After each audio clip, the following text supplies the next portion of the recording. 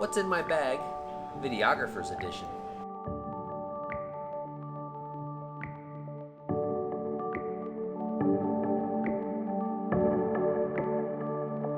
Alright, so I just finished a fantastic tour in Croatia with McKay Photography Academy, and I thought I'd spend a few moments sharing with you what I brought along on this trip, because it's pretty different from what I normally bring on photo trips. My goal on this trip was to produce a really nice video vlog for you all out of it, and so the gear I brought along was very video featured. Kind of ironically, recording this video with the one main piece of gear that I brought, Panasonic GH5. Really happy with that camera. Its 4K image quality is fantastic. It suffers a little bit in low light, but not enough for me to get upset about, and kind of in those situations where I was recording in lower light, back alleys, things of that sort. You see a little bit of grain, but overall it's quite nice. Now, one thing that I didn't realize as I was recording with that camera is typically I try to record at a shutter speed that is double my frame rate. So for most of my stuff I shoot at 30p. That means I should be shooting at 1/60th of a second. European lights here in Croatia operate on a slightly different frequency, so you can see that by doubling that, I ended up with some flickering and some stuff. It was a little bit further on through the trip that I realized there's a nice site you can Google, and it will tell you exactly what shutter speeds you should be hitting for different frame rates in Europe versus North America to not have that flicker. On lens-wise, with the GH5, I primarily was using the 12-60. That is the Leica Panasonic lens. It is a fantastic range, and it worked really well for me. 2 or 3 other lenses that I did bring that I used occasionally is the tiny little 42.5 f1.7 for some photo shots and a little bit of video. The Rokinon 7.5mm fisheye, which honestly I put on my camera a few times. I really struggle with using fisheye lenses though, and I don't think any shots and any video from it actually made its way into the vlog though. But I brought it along and tried it, and I was curious to try the budget 45 to 200 lens. This is an equivalent of a 90 to 400 millimeter lens. Gives you an immense amount of range in a very small package. That is one of the benefits of walking around with a Micro Four Thirds camera. The quality seems good. Again, I didn't use this a ton. The 12-60 was on my camera 95% of the time.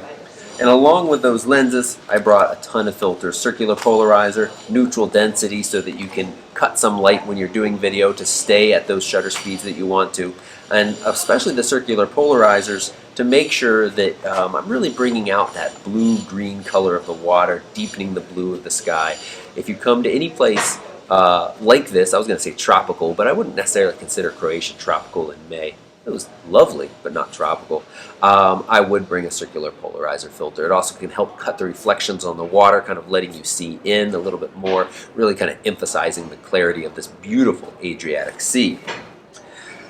Another piece of gear I brought, talking about the beautiful Adriatic Sea and clarity of the water, I was interested to see how something like the Tough TG Tracker stood up against my GoPro, which is what most of us think of when we think of going underwater with a camera.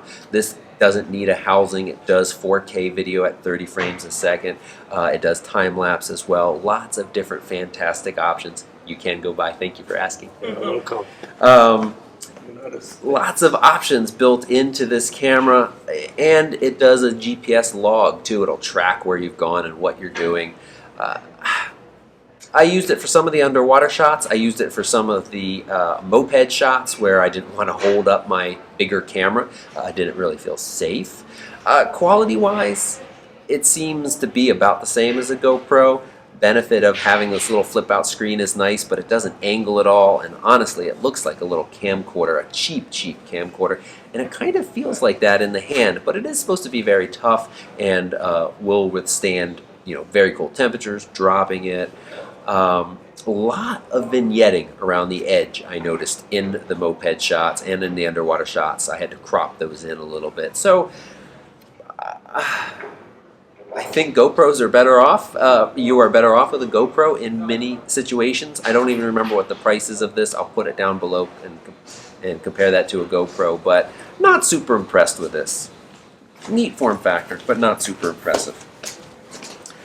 Really, there's only one other piece of gear to talk about that, well, actually no, two more. I'll save one of the most exciting for last. Another, I did want to make really nice photos on this trip along with videos for you all, and I was curious to bring along something like the Sony RX1R Mark II.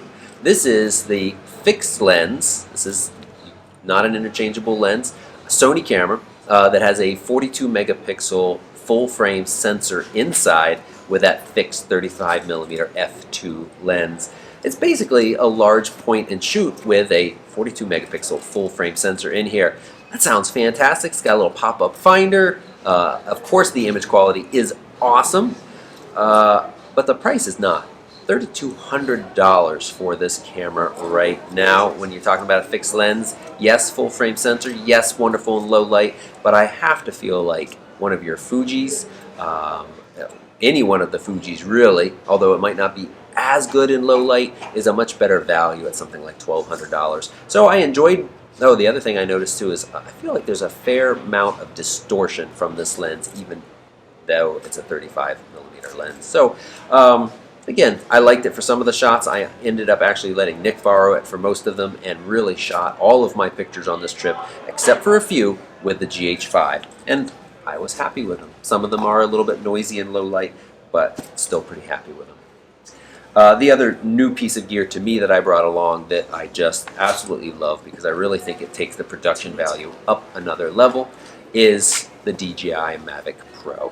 This came along with me.